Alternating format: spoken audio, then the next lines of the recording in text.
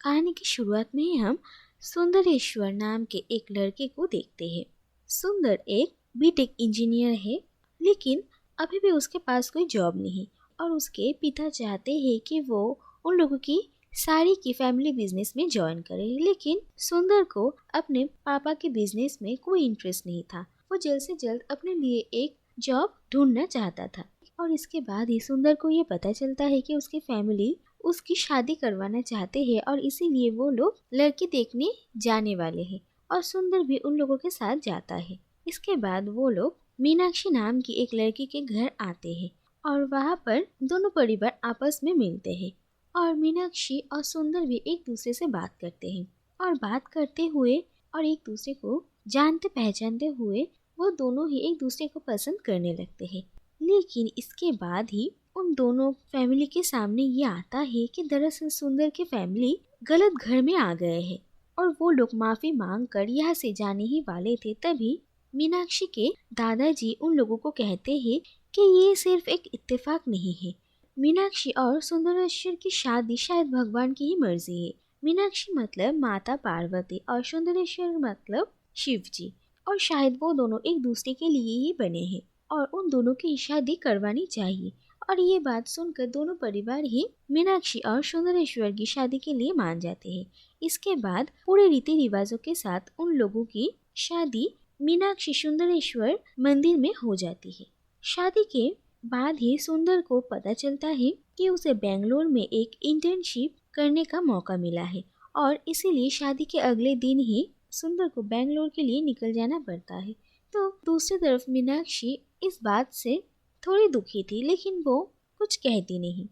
इसके बाद सुंदर एक इंटरव्यू देता है और वो इंटर्नशिप के लिए सिलेक्ट हो जाता है और उसे अब बेंगलोर में ही रहना पड़ेगा। मीनाक्षी भी सुंदर के साथ ही उसके साथ बेंगलोर में रहने के बारे में सोचती है, लेकिन इसके बाद सुंदर को यह पता चलता है कि दरअसल वो जिस कंपनी में जॉब कर रहा है वहाँ की एक स्पेशल कंडीशन है कि यहाँ के एम्प्लॉयज मैरिड नहीं हो सकते हैं। और ये बात सुनकर सुंदर बहुत ही परेशान होता है और उसके पास आया हुआ ये मौका भी वो गंवाना नहीं चाहता, इसलिए वो कंपनी में ये झूठ कहता है कि वो अनमैरिड है और वो मीनाक्षी को समझा देता है कि कुछ दिनों के लिए उन लोगों को अलग रहना पड़ेगा। एक बार सुंदर अच्छे से जॉब करने लगे तो मीनाक्षी यहाँ पर आ जाएगी और इसी दौरान मीनाक्षी और सुंदर वीडियो कॉल्स पर बातचीत करने लगे। तो दूसरी तरफ सुंदर मन लगा कर काम करने लगा और इतने दिनों बाद उसे अपने मनपसंद का जॉब मिला था, इसलिए सुंदर बहुत ही खुश था। लेकिन दूसरी तरफ वो मीनाक्षी को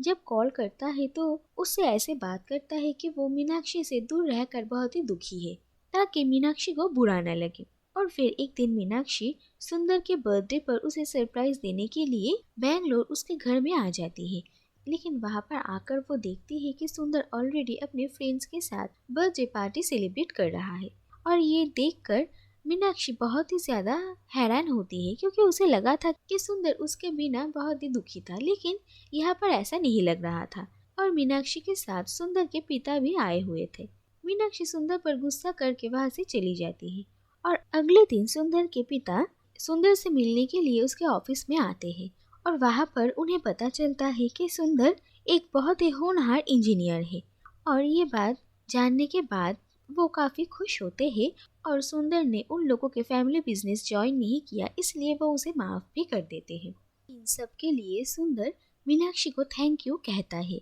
क्योंकि उसके बिना ये सब कुछ पॉसिबल ही नहीं होता। लेकिन फिर भी मीनाक्षी दुखी होकर ही बेंगलोर से चली जाती है। इसके बाद एक दिन सुंदर मीनाक्षी के लिए एक वीडियो मैसेज भेजता है जहाँ पर उसने मीनाक्षी से माफ़ी मांगा है और इस मैसेज में वो मीनाक्षी को ये भी कहता है कि मीनाक्षी उसकी ज़िंदगी में कितनी इम्पोर्टेंट है। लेकिन वाईफाई कनेक्शन अच्छा ना होने की वजह से मीनाक्षी ये वीडियो नहीं देख पाती। इसके कुछ दिनों बाद मीनाक्षी के साथ उसके एक पुराने क्लासमेट अनंतन की मुलाकात होती है और अनंतन को मीनाक्षी की ज़िंदगी के हालचाल के बारे में पता चलता है। इसके बाद अनंतन अपने बिजनेस में मीनाक्षी को ज्वाइन करने के लिए कहता है। मीनाक्षी पहले मना करती है लेकिन फिर मान जाती है और अनंतन एक दिन मीनाक्षी को एक साड़ी गिफ्ट करने वाला था और वो ये साड़ी मीनाक्षी के ससुर जी के दुकान से ही लेता है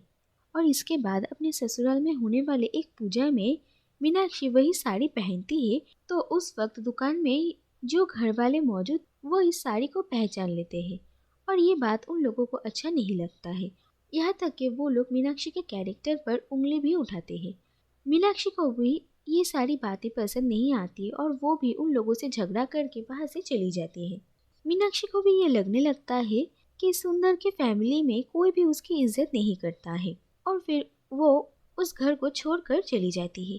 और वो अपने और सुंदर के रिश्ते के बारे में अपने दादाजी से बात करती है और उसके दादाजी उसे कहते हैं कि वो अपने रिश्ते को एक और मौका दे और वो सुंदर के साथ ठंडे दिमाग से बात करे। मीनाक्षी अपने दादाजी की इस एडवाइस को लेती है और वो अपनी शादी को एक और मौका देने के बारे में सोचती है। इसके बाद वो सुंदर को टेक्स्ट करती है और कहती है कि वो सुंदर से मिलना चाहती है, लेकिन ये टेक्स्ट सुंदर नहीं बल्कि उसका एक रूममेट देख लेता है जो कि सुंदर का कलीग भी था। दरअसल ऑफिस के पहले दिन से ही सुंदर के साथ उसके इस कलीग का रिश्ता कुछ अच्छा नहीं था और सुंदर धीरे धीरे अपने काम में तरक्की करने लगा है। ये देखकर वो उससे काफी जलता भी था, इसीलिए सुंदर से बदला लेने के लिए वो लड़का मीनाक्षी को टेक्स्ट करता है और वो मीनाक्षी को सुंदर के एक इम्पोर्टेंट प्रेजेंटेशन देने की जगह पर बुला लेता है और इसके बाद वो उस टेक्स्ट को डिलीट भी कर देता है।